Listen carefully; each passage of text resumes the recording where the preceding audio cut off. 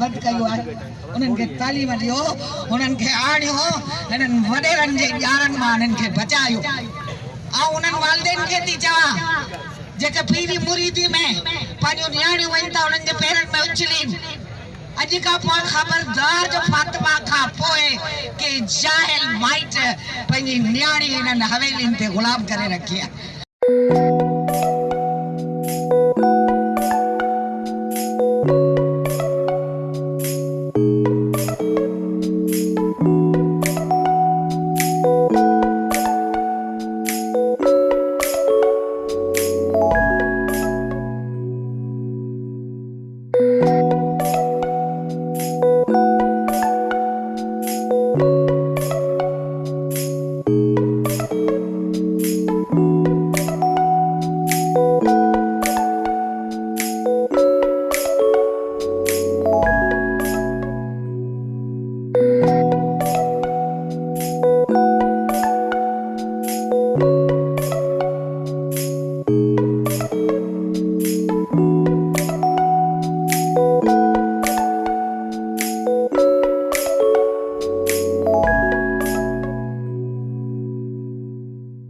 Hello दोस्तों, सिंधवाज के साथ मैं हूं कुर्बान पंवर।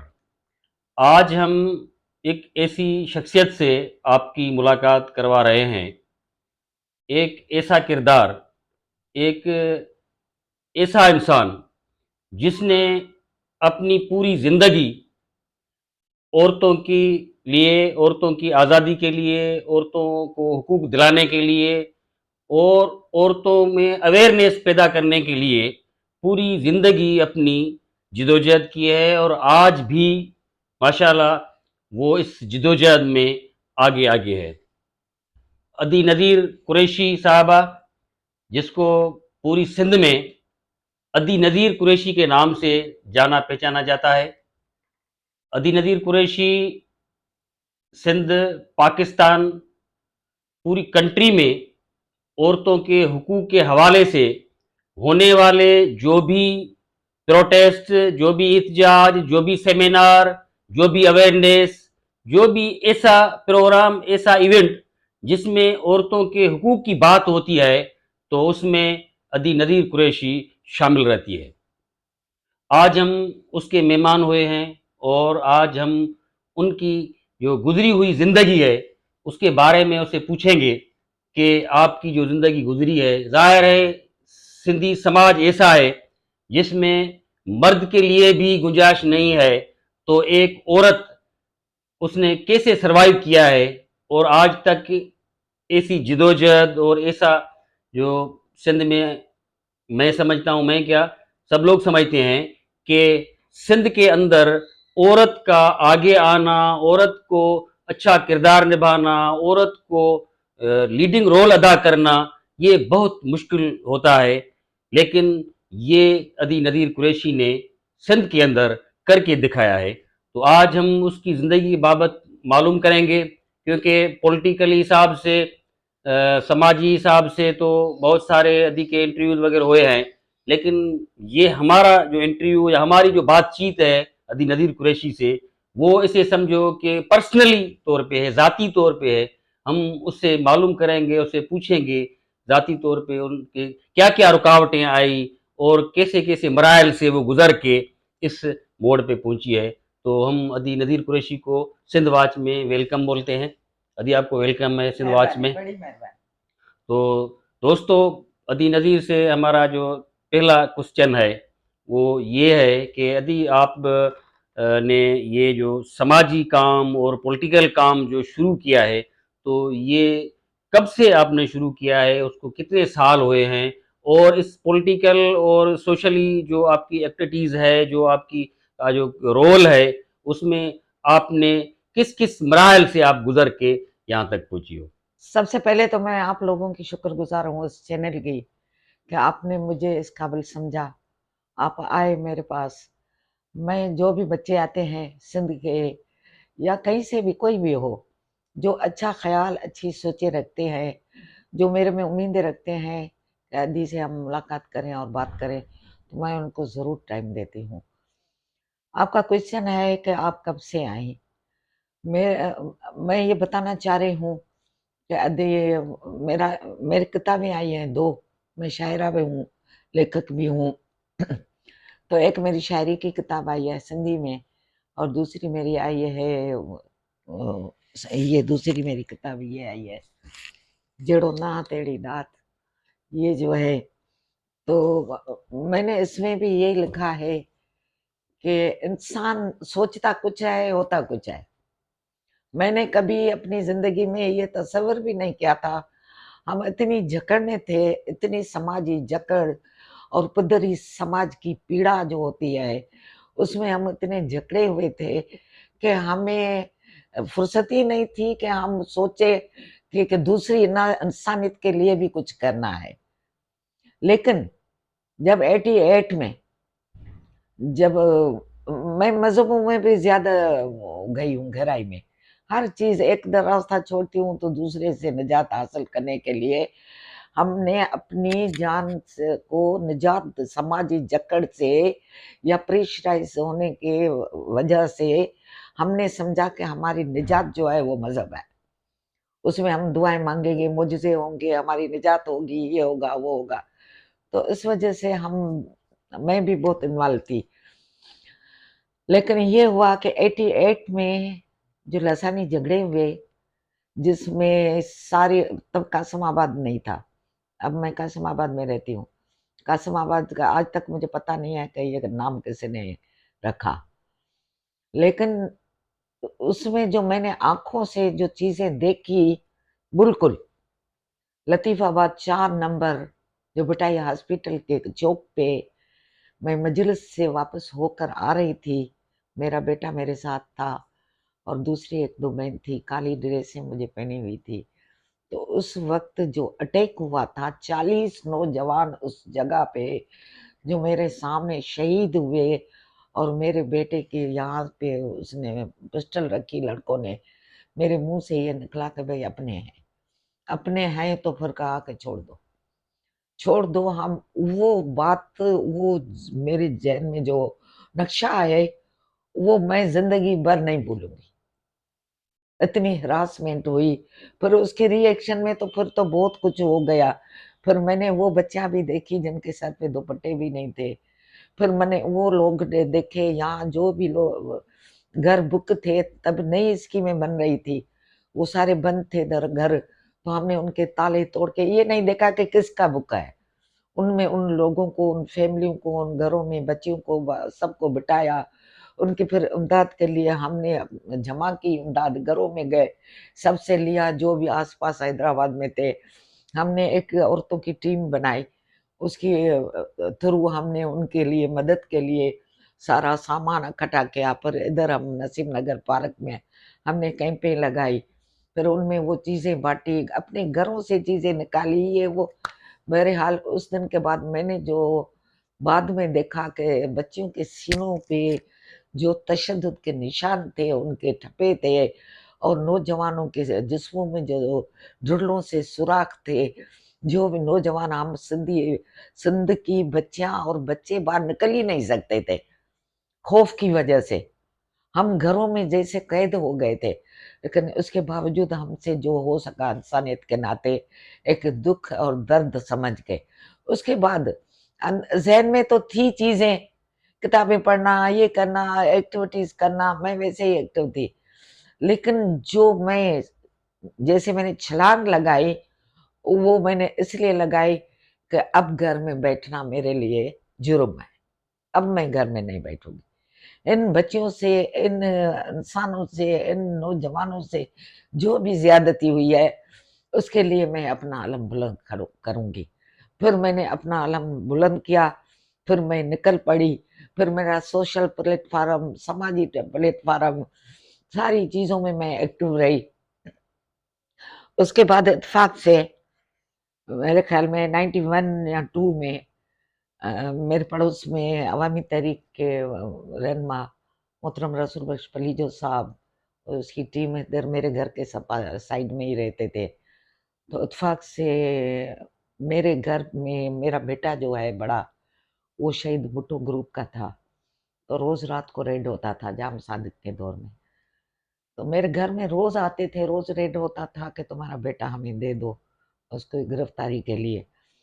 اور میں نے سوچا کہ کیوں نہیں، یہ وکیل صاحب بھی ہیں، ہمیں اجازت نہیں تھی گھروں سے نکلنے کی، لیکن پھر بھی میں نے یہ ہمت کی، میں نکلی اور رسول پلیجو صاحب کے پاس گئی کہ مجھے بتائیں، مجھے مشورہ دیں کہ میں کیا کروں. یہ رات کو روز 2 ہوتے ہیں، 3 ہوتے ہیں، کبھی رینجرز، کبھی پولیس، کبھی فوج، کبھی کچھ، پورا میرا گھر الٹا پلٹا کر کے چلے جائے، ٹاپ ٹاپ ٹاپ چھتوں تک سارا جاتے تھے.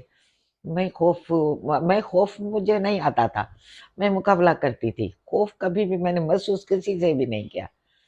لیکن پھر اس نے کہا کہ کبھی بھی بچہ ان کے حوالے نہیں کرنا.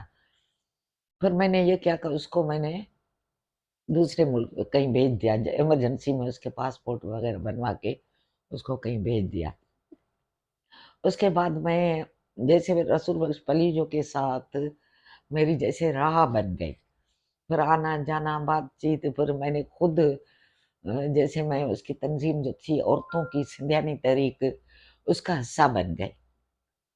اس کا حصہ بن گئی تو تب ان کی پریزیڈنٹ جو مرکزی صدر تھی وہ تھی ادھی ممتاز نظامانی، جو ملنڈ کی تھی، جس کو دیکھ کے مجھے اتساہ ملتا تھا، مجھے شوق ہوتا تھا کہ یہ عورتیں جب اپنی قوم، اپنی وطن، اپنی دھرتی، پوری انسانیت کے لیے جدوجہد کرتی ہیں، جن کو پڑھنا بھی نہیں آتا، لکھنا بھی نہیں آتا، ایک دیہات میں اتنے سے گاؤں کی رہنے والی جو وہ ہاری ہے، مزدور ہے، ویسے کا دودھ نکالتی ہے، وہ اتنے لیول تک جاتی ہے. ہم کیوں نہیں ان کا حصہ بن سکتے؟ مجھے بھی بننا ہے ان کا حصہ. پھر اتفاق سے پلیجو صاحب نے مجھے دعوت بھی دی کہ آپ آؤ سندھیانی تحریک میں. میں مذہبی تھی، میرے ذہن میں پلیجو صاحب کے لیے جو میرا ذہن تھا، جو سوچ تھی، جو ہم نے باتیں سنی تھی کہ یہ کمیونسٹ خیالوں کے ہیں، یہ ایسے ہے. تو آخر تک پلیجو صاحب مجھے یہ کہتے تھے کہ پہلے تمہارے لفظ جو تھے وہ یہ تھے کہ ہم آپ کے ساتھ کام کرنے کے لیے تیار ہیں، لیکن مذہب سے ہمیں نہیں ہٹانا. تو وہ باتیں تو ہو گئی، لیکن جب ہم نے علم جو باقاعدہ ہوتا ہے، کتابیں بھی تو پڑھتے تھے، مذہبی پہ پڑھتے تھے، وہ بھی پڑھتے تھے، لیکن نالج والے اللہ کتاب اور علم والے اور دنیا کا علم، ادب، نالج، پہچان جب ہم نے پڑھی تو ہمیں محسوس ہوا کہ یہ تو دنیا تو بڑی وسیع ہے. ہم تو اپنے گھروں میں قید ہیں، ہم تو اپنے حلقے میں قید ہیں. ہمیں کیوں نہ کتابوں میں بڑی دنیا ہوتی ہے، بڑی دنیا ہوتی ہے. تو ہمیں جو تبدیل کیا ان کتابوں نے، اس علم نے، اس نالج نے. پلیجو صاحب کو یہ کریڈٹ جاتا ہے کہ اس نے سندھ کی عورت بھلے پڑھی لکھی نہ ہو تو بھی اس پہ اتنا ورک کیا، اتنا ان کو بنایا کہ وہ عورتیں آج بھی شاندار اپنا کردار ادا کر رہی ہیں. یہ ہمیں فخر ہے کہ سندھ کی عورت جو ہے اس پلیٹ فارم سے جو ہے خود کو منوایا ہے پوری دنیا میں. تو میں بھی اس کا حصہ بنی. پھر اتفاق سے ممتاز نظامانی لانگ مارچ جو تھا اس کا کالا باغ ڈیم کے خلاف، اس میں اس کی بیمار ہو گئی، اس کو پیلیا ہو گئی. تو کچھ عرصے کے بعد اس کی ڈیتھ ہو گئی. پھر سمجھو کہ پورا اس کی تنظیم جیسے کوئی ایسی، وہ ان کو عورتیں تو بہت تھی، لیکن پریزیڈنٹ ہونے کے لیے ان کے پاس کوئی ایسی عورت نہیں تھی جو ان کا یہ سارا ماحول سنبھالے. پھر مجھے اس نے کہا کہ آپ آرگنائزر بن جاؤ. میں نے کہا میں سیاست جانتی نہیں ہوں، مجھے پتہ ہی نہیں ہے کہ سیاست کیا ہوتی ہے.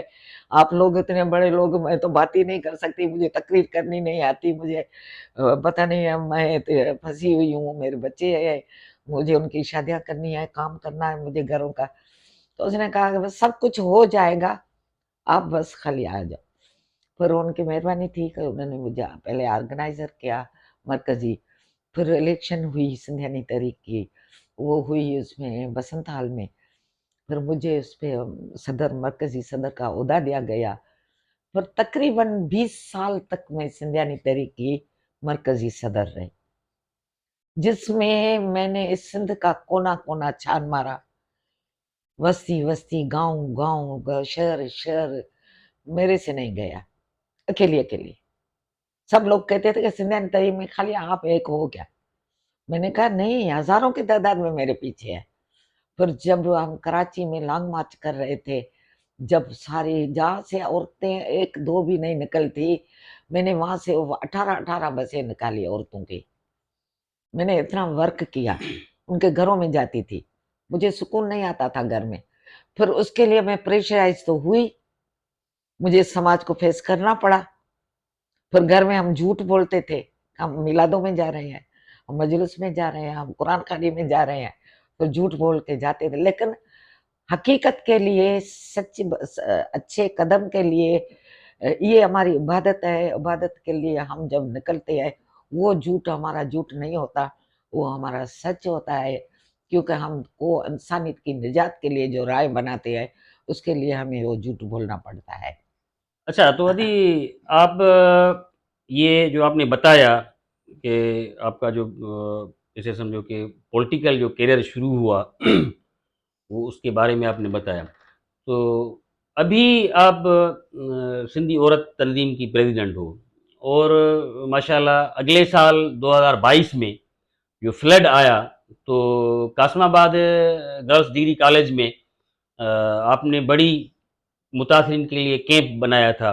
उसमें बहुत सारी औरतें उनका आपने, मुझे तो ये भी पता चला है कि आपने कुछ औरतों की वहाँ कैंप में शादी भी करवाई और उनको बहुत सारा दहेज भी दिलवाया और बड़े फंक्शन भी आपने किए।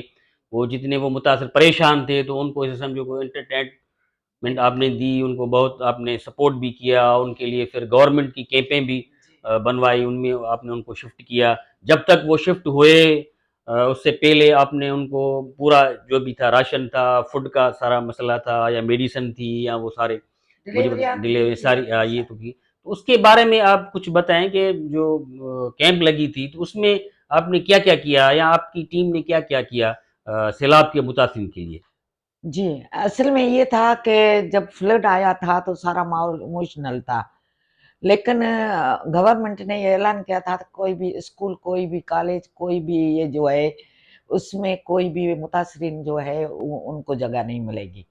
बाहर भले रोडों पे बैठे रहे, भले जलील होते रहे, कुछ भी होते रहे, लेकिन मेरे पास जब रात को, आधी रात को फोन आया कि केन शाह से लोग आ रहे हैं, जिसमें कम से कम 15-20 फैमिलियां हैं। 15-20 फैमिली समझो कि गांव की फैमिलियां जो होती है, एक एक फैमिली के 10-10, 12-12 मेम्बरान होते हैं, जिसमें बच्चे भी होते हैं, बड़े भी होते हैं। और रात को तो अचानक मुझे कहा गया कि हमें इधर औरतों की कैंप लगानी है, और कहाँ लगानी है, हमें समझ नहीं आ रही थी कि स्कूल कॉलेज है तो बंद है, अब क्या करना चाहिए। फिर हमने आपस में मशवरा किया, कुछ बहनें मेरे साथ थी, उनके साथ मिलके हमने डिग्री गर्ल्स कॉलेज कासमाबाद का गेट खोल के हम अंदर गए, तो यहाँ तक का पानी भरा हुआ था। जब बारिशें हुई थी, जो पूरा वो सारा पानी भरा हुआ था, इतने मच्छर, जीत, इतने गंद थे, बदबू इतनी थी कि बस मैंने उसी वक्त उसमें मोटर लगवाया पानी खींचने का। 10,000 का पेट्रोल मैंने डलवाया उसमें उसी दिन, उसी टाइम। फिर मैंने कहा कुछ तो कम हो ना पानी, कम से कम थोड़ा क्रॉसिंग का रास्ता तो हो ना, हम कॉलेज के अंदर तक जा सकें। और हमें पता, बाद रात को 12 बजे उनकी इंतजामिया आई, उन्होंने कहा कि आपको हम इजाज़त नहीं दे सकते, आप नहीं बैठ सकते। मैंने कहा हमें आपसे इजाज़त लेने की ज़रूरत नहीं है, हम यहीं बैठेंगे और हमारे लोग भी यहीं बैठेंगे, जो आप, उन्होंने कहा इजाज़त दिला, कमिश्नर से फ़ोन करवा। अब रात को 12 बजे हमें कहाँ से कमिश्नर मिलेंगे, कहाँ से इंतज़ामिया मिलेगी। फिर डायरेक्टर जो था कॉलेजों का, उसको हमने फ़ोनें की, ये क्या, कोई नहीं हुआ। उनके घर तक गए, उन्होंने झूठ बोला कि वो सो गए हैं वो।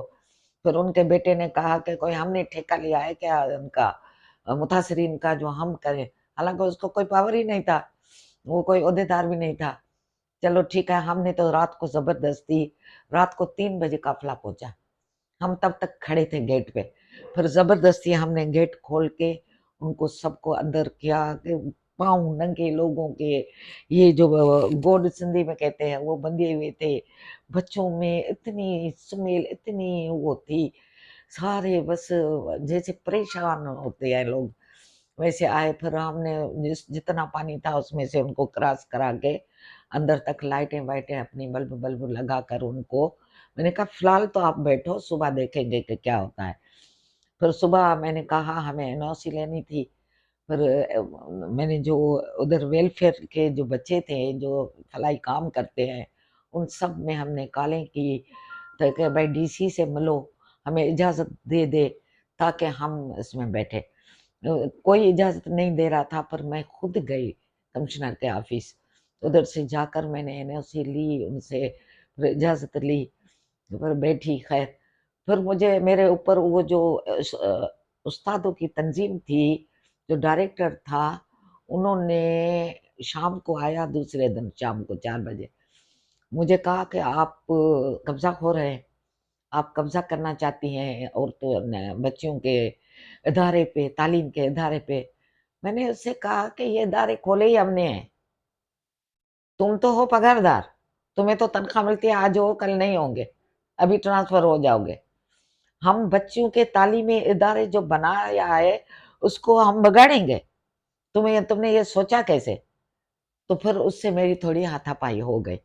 मैंने उसको कहा जाओ गेट आउट, ये मैं जानूं, मेरा काम जाने, जाकर किसी भी बाप को आपको कहना है जाकर कहो, मैं ये कॉलेज खाली नहीं करूंगी। फिर उन्होंने आपस में अपनी उस्तादों ने मीटिंग की कि ये कब्जाखोर ग्रुप, मेरे पास अभी तक उनके बयान पड़े हुए हैं, कब्जाखोर ग्रुप है, एनजीओ है, फलाना है, ढींगड़े है। मैंने कहा जो, फिर मैं सुबह 8 बजे जाती थी, बेंच पे बैठती थी लकड़ी पे, तो रात को 3-3 बज जाते थे। उनका खाना, उनका पीना, उनका कपड़ा, उनको बैठाना, उनकी सारी जो भी उनकी ज़रूरतें थी, वो मैंने पूरा अपना हल्का जो मेरा था समाजी, उनमें सारा मैंने वो किया। सारे लोग, कहीं से पानी आ गया, कहीं से कुछ आ गया, कहीं से सारी कॉलेज जैसे बिल्कुल लोगों से भर गए, इतने लोग आ गए। ये वाहिद हैदराबाद की पूरी की, कासमाबाद की नहीं, लेकिन वाहिद का पूरी हैदराबाद की ये कैंप थी जो किसी औरत ने चलाई और कामयाब तर चलाई, कामयाब तर। मेरे ऊपर हमलावर जो थे सियासी लोग, ये कभी कोई बच्चा आकर किसी का झंडा लगा कर जाए, कभी कोई बैनर लगा कर जाए, कभी कोई वो हाईजेक करना चाह रहे थे कि ये औरत बैठी है, इसको तो हम अभी मिसमार कर देते हैं ना, जो हाईजेक करके अपना वो बनाते हैं रिकॉर्ड। मैंने सबके ऊपर डंडा खड़ा किया, मैंने कहा उतारो ये सब चीजें, जब मैं बैठी हूं, मैंने अपनी तंजीम का झंडा नहीं लगाया, तुम लोगों को लगाने का मैं नहीं दूंगी, उतारो। फिर झगड़ा हो जाएगा, शराफत से झंडे बैठे रहो, आप लोग बैठे रहो, आपको मैं नहीं निकालती, लेकिन झंडा मैं नहीं लगाने दूंगी, बैनर मैं नहीं लगाने दूंगी। हाँ, फिर ये हुआ कि उनकी वो जो बच्चा थी, उनके आपस में पहले ही डेट तय थी, उनका आपस में रिश्ते जुड़े हुए थे, पंवर फैमिली थी वो दादू की। तो उन्होंने कहा कि अभी हमारे रिश्ते तय है, अब हम सारे लुट कर आ गए हैं, हमारे पास कुछ भी नहीं है, हम कैसे शादियां करेंगे, बच्चे लड़कियां लड़के सब आ गए मेरे पास, मैं जैसी उनकी सरदार बैठी थी। हालांकि मैं गरीब बंदी हूँ, लेकिन मैंने उनसे ये वादा कर लिया कि मैं आपकी शादी करवाऊंगी। तो अब तो मैं बात कर ली। उन्होंने कहा था जब 10 वाली आई थी, फ्लड आया था, तब भी हमारे बच्चों की उसमें कैंपों में शादियां हुई। मैंने कहा अब भी तुम्हारी शादी हो सकती है, मैं करवाऊंगी। फिर उनकी मैंने जल्दी जल्दी में उनके लिए बंदोबस्त किए। मेरी दोस्तें जो बुटीक्स वगैरह चलाती है, उनको मैंने कहा जो कचरा वचरा है, सब चीजें है, सब निकालो। पर अच्छा सा मैंने किया, ऐसा नहीं है कि मैंने कोई कचरा उनको दिया, अच्छा सा जेज जिसमें नए नए कपड़े, ब्यूटी बाग तक। फिर मैंने रोटरी क्लब वालों को फोन किया, उन्होंने बच्चों दुल्हा गए, दुल्हाओं के ड्रेस है, उनके अजरकों तक, शूज तक, कपड़ों तक, हर चीज, टोपियों तक, दूल्हा दुल्हन को सब। उसके बाद मैंने सबसे किसी से भी पैसा नहीं लिया, मैंने कहा पैसा मैं नहीं लूंगी, जो जिसको चाहे वो आकर अपने हाथ से दे दे सबको। दो 2 दूल्हे थे, लेकिन 5 डिलीवरियां करवाई। रात को इमरजेंसी में औरतों को डिलीवरियां होती थी। फिर मैं करती थी उसको, लेबोरेटरी वालों को, ईसा लेबोरेटरी है कासिमाबाद, उनको कॉल करती थी, उनकी आती थी एम्बुलेंस से, उनमें उनको ले जाते थे। तहलका कासिमाबाद अस्पताल भर गई, उधर नहीं होते थे तो सिविल हॉस्पिटल भेजती थी, उनकी डिलीवरियां होती थी बच्चों को। फिर अब तो उनकी वो हो गई कि ये मैडम तो हमारी सारी चीजें पूरी करती है। फिर मुझे कहा कि हमारे बच्चों की छठियां करो, अकीके करो। मैंने कहा भाई अब तो मैंने फंक्शन किए, बाकायदे म्यूजिकल प्रोग्राम्स किए कि इनके चेहरों पे जो मायूसी है वो खत्म हो, उनके चेहरों पे मैं मुस्कुराहट दे सकूं। फिर मैंने उनके बच्चों के अकीके किए, जर्दों की देगें बनवाई, उनको बच्चों को खर्चा दी, बच्चों को कपड़े दिए, बच्चों को चीजें दिए, बहुत कुछ जो मेरे से हो सका, मेरे बस में था, वो मैंने कामयाब तरीन कैंप चलाए। बाहर ये होता था, जो बाहर रोडों पे कैंपे लगाकर जो दूसरे लोग ऐसे बैठे थे, सब हो गए ना अलर्ट, तो वो उनके पास जो बंदे आते थे उनको कहते थे इधर वो मैडम बैठे हैं, जाओ उनके पास। मैंने अपने कैंप को तो खिलाया, मैं ये नहीं कहती मैंने खिलाया, उनका अपना जो भी उनके नसीब में मुझे मिलता था वो मैं बीच में रखती थी, भाई तुम्हारे नसीब का हर चीज मैंने बांटी। तो फिर दूसरी कैफे जो अलग अलग लगी हुई थी, जो रजिस्टर्ड नहीं थी, जिनको नहीं मिलता था खाना वाना, उनको भी मैं फोन कर दिया, आओ खाना ले जाओ यहाँ से, जाकर बच्चों को खिलाओ। मैं कहती इधर खराब हो जाएगा, खाम खा में कौन खाएगा, भले जाकर खाए। यहाँ तक हिंदू बिरादरी ने हमारा साथ दिया, और ये जो मेमन बिरादरी है उनकी जो हेड है उनको मैंने फोन की, उन लोगों ने आकर मदद की। लेकिन मेरा कामयाब तर गया। उसके बाद मुझे 5-6 अवार्ड मिले। मैंने कहा मैं अवार्डों की भूखी नहीं हूँ, मैंने तो अपने निभाया अपना, जो मेरा मकसद था इंसानियत की खिदमत थी, मैंने दिल से भरपूर तरीके से उनकी खिदमत की। मुझे कोई भी उनमें कोई वो नहीं है, शर्मिंदा मैं नहीं हूँ, मैंने अपनी दिलो जान से उनकी खिदमत की, मैं खुश हूँ। आपने अभी माशाल्लाह बहुत बताया कि जो फ्लड में आपने कैंप कायम की, उसमें जो मुतासरीन थे लोग, औरतें बेचारी, उनकी डिलीवरी वगैरह करवाना, ये बहुत बड़ी बात होती है, ये बहुत अहम मसला होता है, एक ज़िंदगी का मसला होता है।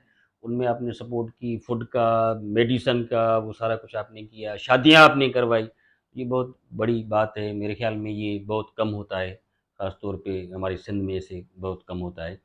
बहरहाल आपने बड़ा अच्छा ज़बरदस्त काम किया। और मैं अब आखिरी आपसे एक सवाल करना चाहता हूँ कि आप अभी भी माशाल्लाह सिंधी औरत तंजीम की प्रेसिडेंट हो, और आपका माज़ी जो है वो पूरा औरतों की जदोजहद में रहा है, जो आपने बताया भी। तो अभी क्या आप समझती हो औरतों का, जनरली तौर पे सिंध के अंदर औरतों का मुस्तकबिल कैसे समझती हो? ये जो ऐसा ख़तरनाक हमारा समाज बना हुआ है, आप देख रही हो कि औरतों को कत्ल किया जा रहा है, औरतों के साथ जिनसी ज़्यादतियाँ हो रही है। अभी भी फ़ातिमा बच्ची जो है रानीपुर वाली, उसका इशू चल रहा है। वहाँ एक हवेली पे और भी बहुत सारी अभी जब बातें खुली है तो वो भी गुम है, औरतें गुम हो जाती हैं, औरतों को गुम किया जाता है, उनकी कोई निशान नहीं मिलता। तो ये सारा जो हमारा समाज है, इसमें अभी भी माशाल्लाह आप एक अलम बुलंद करके आगे आगे खड़ी हो, आगे आगे चल रही हो। तो आप कैसे समझती हो इस औरतों के लिए क्या होना चाहिए, या हुकूमत को क्या करना चाहिए? बेटा आपने बहुत अच्छा सवाल किया है। ये तो समझो कि मेरी जन्म जन्म की जो जमा पूंजी है वो मेरी स्ट्रगल है। मैं बानी हूँ सिंधी औरत तंजीम की, जिसको हम सेठ बोलते हैं। तो मैं बानी हूँ, इस वजह से सारी जिम्मेदारी मेरी है। लेकिन हमारी पार्टी के जो असूल होते हैं कि भाई 2 साल के बाद फिर वो चले जाते हैं, फिर आते हैं। लेकिन अब ये है कि मैं मुस्तकिल तौर उसमें हूँ, काम कर रही हूँ, रहनुमा हूँ।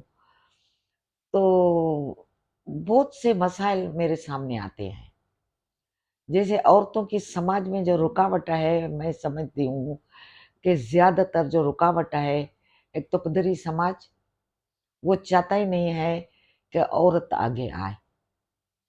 और उनको पता है, और पदरी समाज को पता है कि अगर औरत बाशऊर, बाइल्म, बाअमल हो गई, उनको अपने हकूक का पता चल गया, तो फिर हमारी जो है इक्विटी जो है वो ख़त्म हो जाएगी, फिर औरतें हमारी बात मानेंगी नहीं। इस वजह से उनको पता नहीं उल्टी सीधी तरीके, मज़हबों में जाओ, हर जगह जाओ, जाकर शॉपिंगें करो, जाकर अय्याशियाँ करो, हम आपको घर में पूरी फैसिलिटीज़ देंगे, हर चीज़ देंगे, लेकिन नज़ीर कुरैशी के पास नहीं जाना है। मेरे पास जो आती हैं, खैर मैं उन पे जो भी मेरे से होता है मैं करती हूँ। रुकावटें हमारी ये हैं कि बुनियादी तौर पे आप देखो, जो भी पॉलिटिकल तंजीमें हैं, जो भी सियासी तंजीमें हैं, तो कहीं भी औरत की फैसला साजी में कोई शिरकत ही नहीं है, कोई भी नहीं है। भले चाहे बड़ी जो वफाकी पार्टियां हैं या जो सूबाई हैं या जो भी है, औरतों को वो स्पेस ही नहीं मिलता जिसको जो उनको मिलना चाहिए। हालांकि औरत वो कायनात की चीज है, कायनात की खालिक है, जैसे घर बनाती है, संवारती है, बच्चों की जिंदगियां संवारती है। अगर कौमी धारा का भी हिस्से में औरत अपना किरदार अदा करे तो मैं समझती हूँ कि ये मुसीबतें हमारे ऊपर नाजिल न हो। आजकल जो बच्चों के साथ हो रहा है, मैंने स्ट्रगलिंग की है, कारोकारी मेरा इशू है। पहले थे, लेकिन ऐसे मार के फेंक देते थे, ऐसे उनको कर देते थे, इतना हाईलाइट नहीं था। लेकिन जब मैंने 94 का पूरा साल जो था वो मैंने कारोकारी के खिलाफ स्ट्रगल लाई। हर जगह पे मैंने जाकर, चौकों पे, वडेरों के हवेलियों पे जाकर मैंने एहतजाज किया है। कश्मीर का इलाका, शिकारपुर जैसा इलाका, ऐसे हर जगह पे मैं गई, मैंने अपनी बात रखी।